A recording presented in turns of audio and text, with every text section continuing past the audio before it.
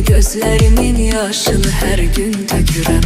Baxıram cavanlara, hamı gülür, hamı danışır. Doğrudan maraqlıdır, həyat qaynayıb qarışır. Amma mən cavanlığımı sevgimə qurban verirəm. Qara saçlar ağarır, bel bükülür, üz qırışır.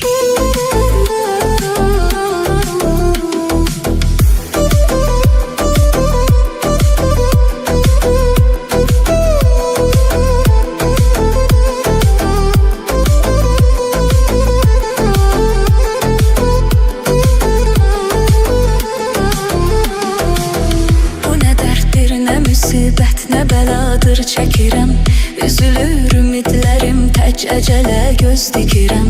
Bizim eşq bağçamızın gülləri soldu əbədi. Açmayır gözlərimin yaşını hər gün tökürəm. Baxıram cavanlara, hamı gülür, hamı danışır.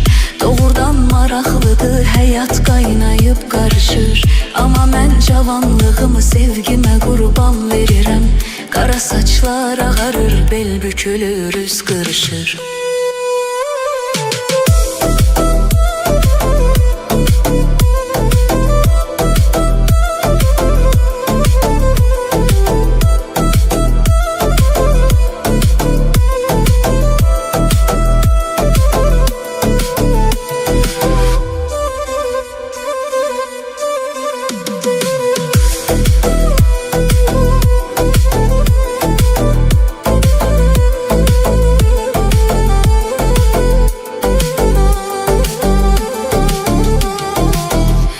Dərddir, nə müsibət, nə bəladır çəkirəm.